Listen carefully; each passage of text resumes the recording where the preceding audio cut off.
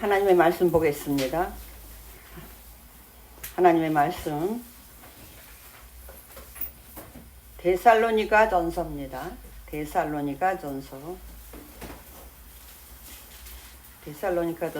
제 성경으로는 329페이지 있습니다.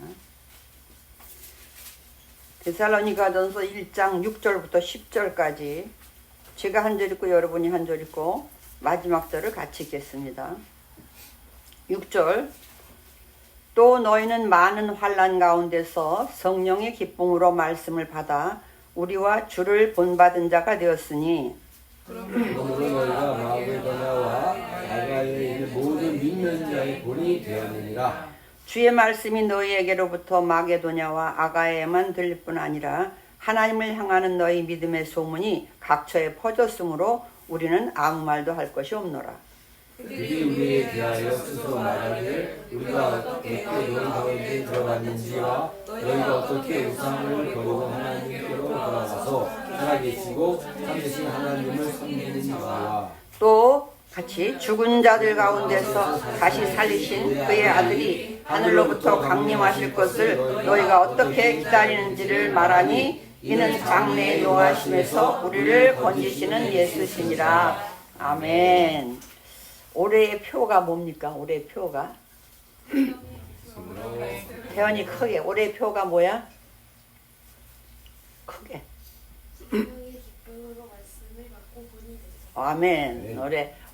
오늘 본문입니다. 본문에 있는 6절, 7절을 제가 했어요. 그래서 성령의 기쁨으로 시작하는 새해가 되시기를 주의 이름으로 축원을 드립니다. 그래서 오늘 첫 주가 성령의 기쁨으로 시작하고 또 마칠 때까지 올 한 해는 성령의 기쁨으로 마치는 한 해가 되기를 소망하는 마음으로 이 본문을 선택을 했습니다. 올해 특별히 올해의 표가 여러분 삶에 큰 지표가 되고 승리하는 성령 말씀이 되시기를 주의 이름으로 축원을 드립니다. 오늘 데살로니가 전서는 데살로니가 교회에 바울이 쓴 편지지요. 근데 우리 사도행전에 보면 잘 나와 있는데 바울이 2차 선교 여행 때 소아시아 에베소를 선교하고 싶었지만 성령께서 마게도냐 유럽으로 안내를 하셨어요. 그래서 유럽에 가서 빌립보 교회를 전도한 다음에 세운 다음에 놀랍게도 거기서 엄청난 고난을 겪습니다. 그래서 감옥에 갇히는, 그것도 뭐 잘못해서 온 게 아니라 기도처에 왔다 갔다 하는데 늘 따라다니면서 성경은 사도행전에 이렇게 표현을 해요. 점치는 귀신 들린 여종 하나가, 이렇게 얘기를 해요. 귀신 들렸는데 막 잘못 들린 거죠. 귀신 들렸으니까. 그렇긴 한데 점은 기가 막히게 쳐.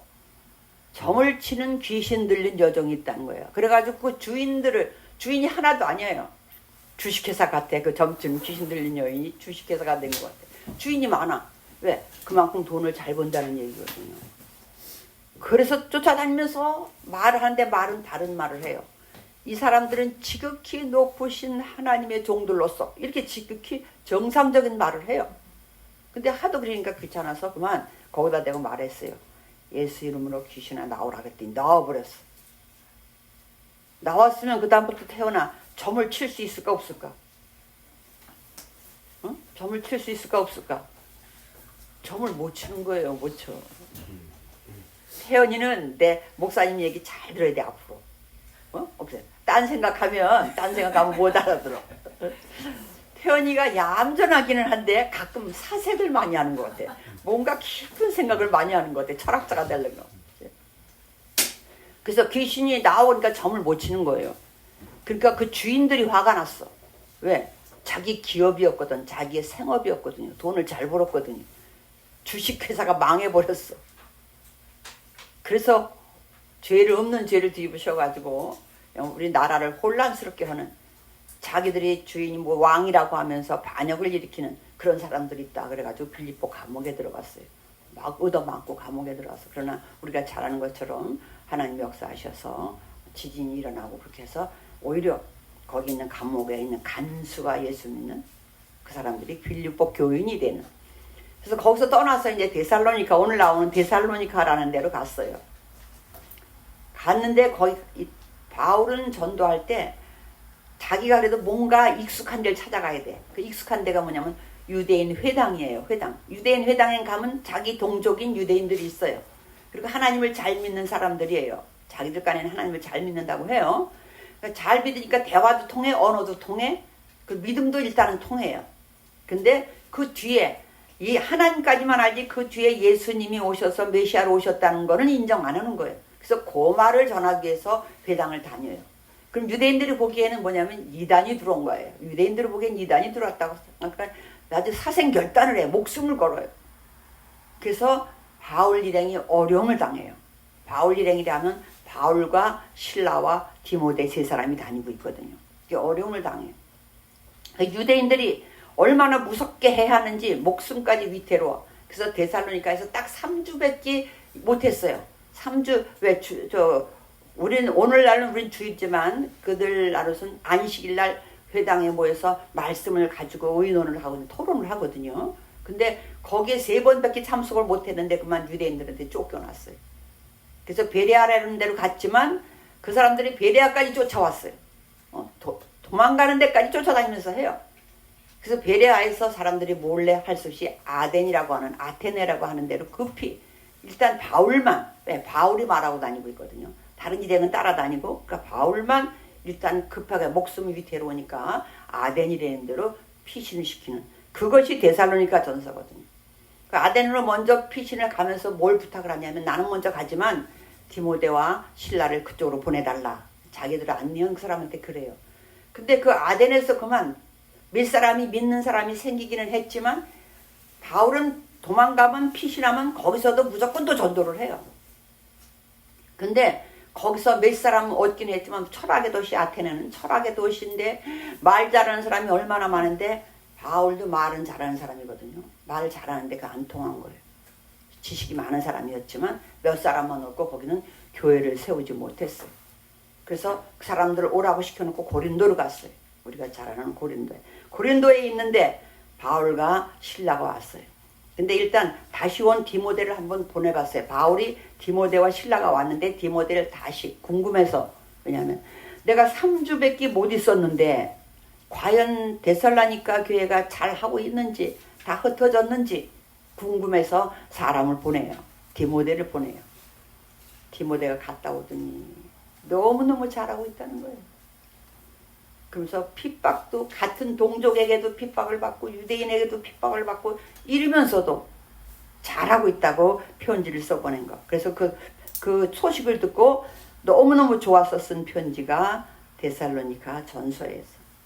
그래서 처음에는 너무너무 고맙다. 3절에 너희의 믿음의 역사와 사랑의 수고와 우리 주 예수 그리스도에 대한 소망의 인내를 우리 하나님 아버지 앞에서 끊임없이 줘. 너희들이 그렇게 믿음과 사랑 아주 좋은 단어는 잘하고 있는 단어는 다 있어요. 믿음으로 역사가 일어나고 있어요. 3주밖에 안 있었는데 그 데살로니가 전서예요. 근데 오늘 이렇게 얘기를 해요. 6절에 가서 오늘 우리가 본문을 들어가서 보면 너희는 많은 환난 가운데서 환난이라는 말이 우린 한문이 많잖아요. 한문 환난할 때 활자는 근심할 한자에다가 어려울 한자예요. 근데 활자가 무슨 말이냐 하면 우리가 마리아가 지난번에 우리가 예수님을 태어난 지 40일 만에 마리아와 요셉이 예수님을 안고 성전에 간 적이 있었어요. 그때 시몬이라고 하는 사람과 안나라고 하는 분이 메시아를 기다리는 사람이었는데 시몬이 예수님을 알아보고 그 축복을 해주면서 예수님의 어머니 마리아에게 뭐라고 말하냐면 그 예수님을 키우면서 예수님 때문에 일어날 일이에요. 칼이 네 마음을 찌르듯 하는 그런 아픔을 겪을 거라는 얘기를 했어요. 근데 환난이 바로 그런 거예요. 꼬챙이로 어디냐 심장 같은 데를 찔러서 그냥 마음이 고통스러운 그 활자예요. 한문에서 말하는 활자는. 그 다음에 난자는 새가 우리가 진흙 속에 새가 앉았다가 만약에 진흙에 자란 갯벌에 있잖아요. 시골에 바닷가에 갯벌에 들어가서 걸어본 사람은 아실 거예요. 갯벌에 발이 빠지면 빠져나오지가 않아요. 옆에 발로 하면 다시 그 발이 들어가고 얼마나 갯벌을 빠져나오기 어려운지 몰라요. 장화 신고 들어가면 장화까지 빠져요. 그렇게 어렵거든요. 근데 그런 진흙에 새가 앉았다가 새가 거기서 일어나기 위해서 거기서 떨쳐 나오기 위해서 애쓰는 그 장면, 그것이 난이라는 거예요. 환난을 때라는 거. 그만큼 환난이 힘든 거예요. 근데 오늘 보니까 6절에 이렇게 말해요. 너희는 많은 환난 가운데서, 시작부터 환난이었어요. 거기는 시작부터. 같은 동족에게도 무슨 이상한 걸 믿냐고 그러지. 유대인들도 그건 진짜가 아니다, 가짜라고 하지, 이단이라고 하지. 그런 어려움 속에서 시작을 했는데 한 3개월도 아니고 3년도 아니고 3주밖에 못 있었으니 바울이 얼마나 걱정이 많았겠어요. 그런데 들려오는 소식은 아닌 거예요. 오늘 우리가 본문을 읽었던 것처럼 너희는 많은 환난 가운데서 뭘로? 성령의 기쁨으로. 참 여기 이런 표현이 유일하게 성령의 기쁨으로 말씀을 받았다는 표현이 있어요. 말씀을 읽을 때 그냥 말씀을 받는 게 아니라 지금 데살로니가 교회는 성령의 기쁨 아니면 기쁨이 없었을 거예요. 지금 계속 압박과 환난과 뭐 핍박과 그런 속에 있는데, 그런데 성령의 기쁨으로 말씀을 받았다. 말씀을 받을 때 그냥 여기서 말씀을 받았다는 얘기는 말씀을 듣고 말씀대로 살아내는 것을 얘기하고 있거든요. 근데 성령의 기쁨이 있기 때문에 그 어려운 환난 가운데서도 말씀대로 살고 있었다는 거예요. 오늘날 우리가 살아가면서 이 세상에선 변하지 않는 기쁨은 거의 없습니다. 저도 이 말씀을 준비하면서 나에게 10가지 기도 제목이 있는데 9가지만 이루어지고 하나만 안 이루어져도 그 하나 때문에 속상해요. 기쁨이 없어. 하나가 되면 그때는 잠깐 기쁠지 모르지만 기쁨이 오래가지 않아요. 근데 환난 속에서도 이길 수 있는 건 뭔가 확실한, 그거보다 더 큰 믿음의 확실한 게 있어야 돼. 우리가 어렸을 때 늘 그 얘기 하잖아요. 내가 엄마 나 학교 갔다 오면 뭐 만들어주세요, 맛있는 거 해놓으세요, 갔다 올 때 기대가 있어요. 우리 엄마는 해놓았을 것이다. 우리 엄마는 해놨을 것이다. 근데 부모들도 그 자식의 기대를 어긋나지 않게 하기 위해서 힘들어도 그걸 해놔요. 그러면 그 학교에서, 그러면 안 되겠지만 공부가 머리에 들어오는 게 아니라 집에 가서 맛있는 거 먹을 게 기대가 돼요. 믿음에서는 그게 필요해요. 믿음에서는. 지금 어려움이 있어도 내가 기도하는, 내가 기다리는, 내가 기대하는 주님이 반드시 나와 함께 있다는 걸 믿는 거예요. 이 성령의 기쁨이 그거예요. 주님이 나하고 함께 계시다. 내가 지금 환난을 받고 있지만 주님이 함께 계시다. 그렇기 때문에 말씀을 받았다는 얘기는 주님을 만나는 거거든요. 그러니까 주님 만나는 일에 소홀해지지가 않는 거예요. 너무 기뻐가지고. 근데 그렇게 살다, 매일매일 그렇게 살다 보니까 뭐예요? 주를 본받은 자가 돼요. 오늘 여기서 보니까 성령의 기쁨은 첫 번째 보면 환난 속에서도 말씀을 붙들게 해요. 내가 정말로 어려운데도 말씀을 붙들게 하는 것은 돌이켜보면 성령께서 하신 거예요. 주님이 하신 거지 내가 되질 않아요. 나는 잠깐만 세상 생각만 해도 너무 어지럽고 너무 스트레스 받고 너무 힘들어요. 절망적이에요. 근데 그렇지 않은 건 뭐냐면 성령의 기쁨밖에 없는 거예요. 그래서 그 어려운 속에서도 말씀을 붙들게 해요. 환난이 있었지만 기쁨이 사라지지 않았던 게 데살로니가 교회 교인들이었어요. 환난이 와도 그걸 이겨내요. 우리 주일날 무비 봤지. 김창식 목사님에 대해서 봤어요.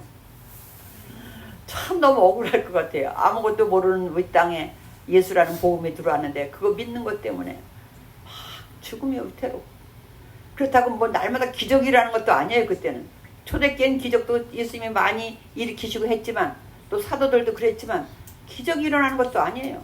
그런데도 그 믿음 붙잡고 가는 거예요. 그 믿음 붙잡고 가.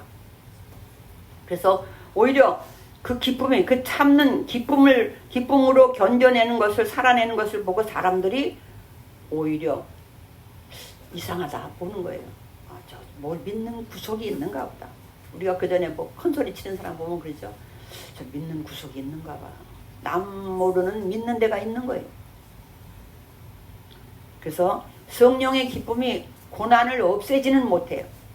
있을 수도 있겠지만 성령이 하나님께서 하시머니 하지만 성령의 기쁨 자체가 고난 자체를 없애거나 그런 건 아니에요. 그럼에도 그 고난을 견딜 수 있는 거예요. 견딜 수 있는.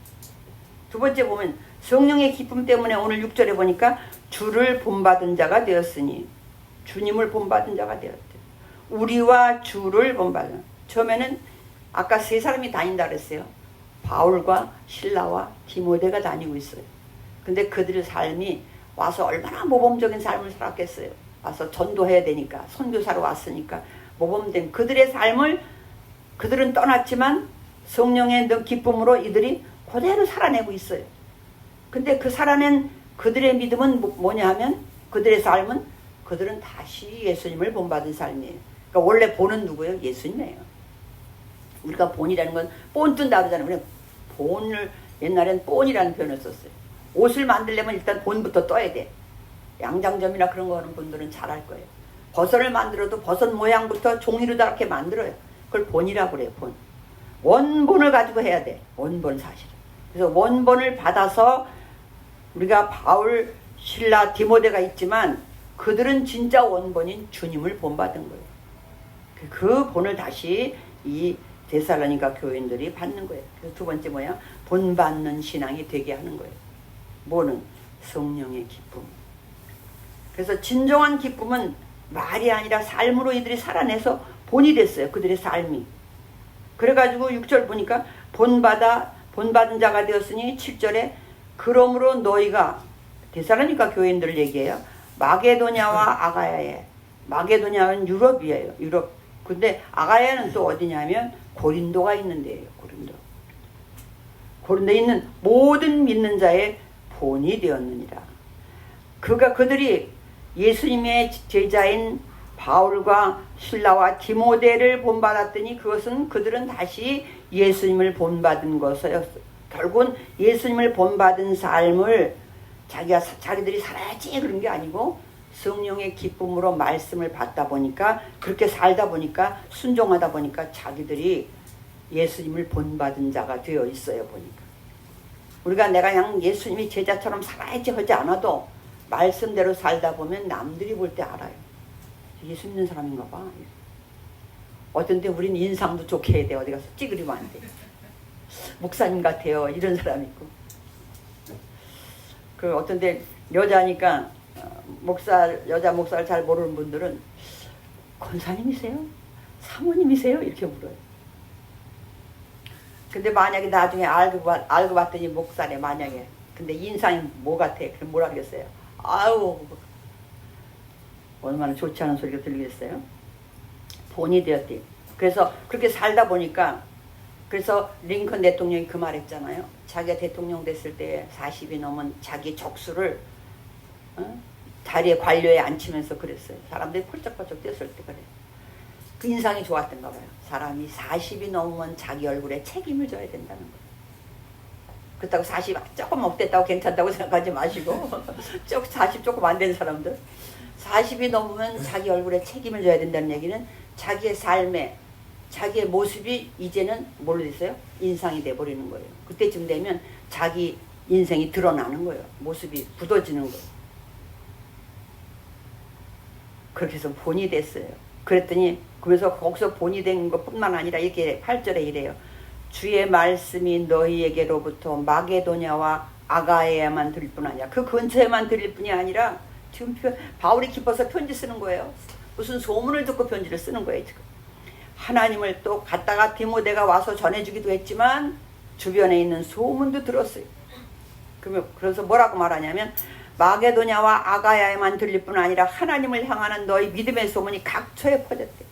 믿음의 소문이 각처에, 여기서 퍼졌다는 얘기는요, 말을 막 해서 퍼뜨리는 게 아니고 메아리가 치듯이 저절로 퍼진 걸 얘기해요. 메아리가 치, 내가 그냥 야호 했는데 그냥 내가 생각하지 않았던 온 사방에 야호 퍼지는 것처럼, 메아리가 퍼지는 것처럼 그들이 예수님을 닮아서 본이 됐다는 소문이 그 근처뿐만 아니라 마게도냐 아가야뿐만 아니라 여기저기 다 소문이 각처에 퍼졌다고 나와요. 그래서 더 이상 할 말이 없대. 태연이까지는 또 크니까 빼고, 태연이가 너무 공부를 해서 부모님이 공부하라고 하고 싶지가 않아. 너무 공부를 하니까 그냥 공부 그만하고 게임 좀 해 그러고 싶어. 둘이 그러냐 안 그러냐? 안 그래. 그럼 이제 좀 바꿔야 돼, 안 바꿔야 돼? 내가 이제 요즘에 이렇게 하고 있거든요. 여러분의 기도 제목을 하루에 한 번 이상 하기 위해서 내가 핸드폰에 넣었어요. 아침에 교회에서 하는데 아침에 못하고 나가는 날은 차 안에서든 어디서든지 밖에서 하려고 여러분의 기도 제목을 다 넣었거든요. 넣으면서 뭐 어른들의 기도 제목이야 뭐 여러분이 알아서 하세요. 다 아니까. 태연이가 공부도 잘하게 해주세요. 키는 억지로 안 돼. 키는 억지로 안 돼. 근데 공부도 더 잘하게 해주세요. 이런 우리 학생들한테 내가 참 아쉬운 게 공부는 어떻게 하면 더 잘할까? 공부는 어떻게 하면 더 잘해 태어나? 노력하면 돼. 하면 돼. 노력이 아니라 하면 돼. 그냥 공부를 해야 돼. 근데 지금 우리 솔직히 말하자 이제 하나님 앞에서니까 솔직히 게임을 하면서 공부 잘하게 해주세요. 하나님이 보고 계실까 안 보고 계실까? 하나님 보고 계시겠지? 응? 그러면 하나님 그때 어떻게 생각을 하실까? 이제 게임을 해야 하면서 하나님 공부 잘하게 해주세요. 공부 잘하게 해주세요. 그러면 게임을 해야 돼? 공부를 해야 돼? 그래 공부 잘하는 건 너무 간단하더라고 내가 생각을 해보니까. 그냥 게임 안 하고 공부하면 돼. 그지? 근데 우리 친구 게임을 하루에 몇 시간 할까? 1시간에? 더 해? 더 해? 그럼 태은이는? 그럼 공부 잘할 수 있을까 없을까? 천재가 아닌 한은 한 번만 읽으면 다 기억하는 그런 천재가 아닌 한은 좀 어렵지 않겠나, 그치? 우리 그러면 이제는 하나님 공부 잘하게 해주세요가 아니라 공부하겠습니다. 응? 공부하겠습니다. 그리고 몰래 게임을 줄여. 이 다음에 해도 돼. 게임은 늙어서 시간 안 돼. 그때 게임해. 늙으면 그때 공부할 시간도 없어. 공부할 필요도 없어질 때가 와. 그래서 기도 제목이 오늘 이 데살로니가 교회는요 어려운 중에서도 자기 할 일들을 해. 그래서 그 소문이 어디까지 퍼졌어? 다 근처까지 다 퍼졌어. 다 근처까지. 태연이는 공부 너무 한다고 잠깐 다 소문이 나버렸어. 그럼 애 친구 애들이 너한테 막 달려들어. 태연아 어떻게 하면 공부 잘하냐? 어떻게 하면 공부 잘하냐? 그때 뭐라고 말하면 돼? 그냥 하면 돼. 그치? 그냥 하면 돼. 그러면 돼. 공부 잘하는 방법이 없어. 하면 돼. 이제 내 방법은 가르쳐 줬어요. 잉? 키는 내가 못해. 키는 하나님이 잘하게 하실 거야. 근데 공부는 그냥 여러분이 하면 돼. 태은이도 다 공부는 하면 돼. 난 가장 좋은 건 알려줬어 일단. 그래요. 오늘 데살로니가 교회는 무엇보다도 성령의 기쁨으로 말씀을 받다 보니까 말씀대로 살다 보니까 본이 됐어. 그래서 그 울림이 그들의 삶이 뭐 유난한 전도 계략을 세웠다든가 뭐 무슨 전도할 수 있는 뭘 세웠거나 작전을 짰다거나 이런 게 없어요. 이런 거 아니야. 그런데 어떻게 퍼져나가요. 그래서 우리가 진정한 성령의 기쁨이 우리에게만 충만하면 그 소문은 퍼져나가게 돼 있어. 그래서 선교 전략을 세우고 막 이러지 않아도 우리의 삶이 전도가 되고 우리의 삶이 선교가 된 거예요. 그래서 근동에 있는 사람뿐만 아니라 멀리 있는 데까지도 데살로니가 교인들은 이렇게 산대. 아무리 힘들고 어려워도 보니까 맨날 웃고 기뻐한대. 항상 기뻐하라가 바로 이거거든요. 기뻐할 수가 다른 걸로는 기뻐할 수가 없어요. 성령의 기쁨으로 산대. 근데 9절에 이래요. 그들이 우리에게 소문을 들은 그들이 우리에게 대하여 스스로 말하기를 우리가 어떻게 너희 가운데 들어가는지 그들이 말하는데 바울과 디모데와 또 실라가 와서 어떻게 했는지 우리에게 복음을 전해줬는지 그 복음 내용 이런 걸 막 다 얘기해주고 와서 그냥 뭐 하나 지금 3주 있는 동안에 3주면은요 먹고 살아야 되는 문제도 있어요. 근데 그 문제도 빌립보 교회에서 돈을 대줬어요. 빌립보 교회에서. 그래서 이 소문이 드디어 사람들을 통해서 들은 소문이 뭐냐면 그걸 듣고 나서 그들이 어떻게 우상을 버리고 하나님께로 돌아와서 살게 되는지 섬기던 우상들을 다 버렸어. 그리고 뭐 했어요? 우상을 버리고 하나님께 돌아와서 살아계신 참되신 하나님을 섬기는 이런 얘기가 소문으로 다 난 거예요. 소문으로 다 났어. 그 다음에 그러니까 성령의 기쁨이 있으면 소문이 저절로 나게 되고 사람이 변해서 돌아오게 돼 있다는 거예요. 하나님께로 돌아오게 돼 있다.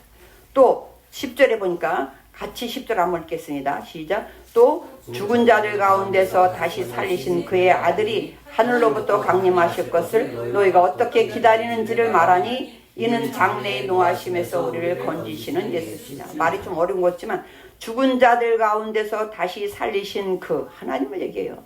하나님의 아들 예수 이런 뜻이잖아요. 그죠? 그 예수님이 하늘로부터 강림한 재림하시는 것을 너희가 어떻게 재림을 기다려. 오늘 왜 성령의 기쁨은 뭐예요? 종말의 소망을 바라보는 거예요. 주님을 기다리는 거예요.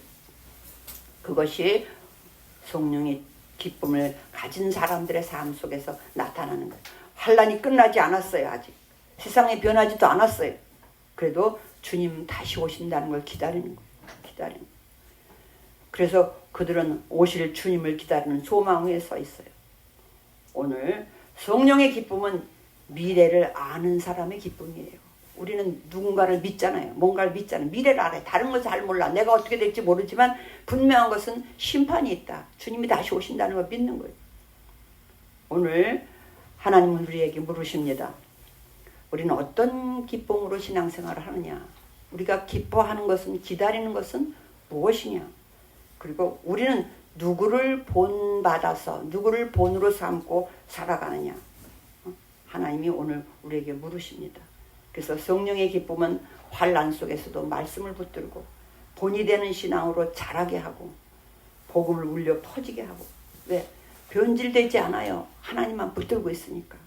다시 오실 주님을 기다리게 하는 것, 이것이 성령의 기쁨으로 사는 사람의 모습이에요.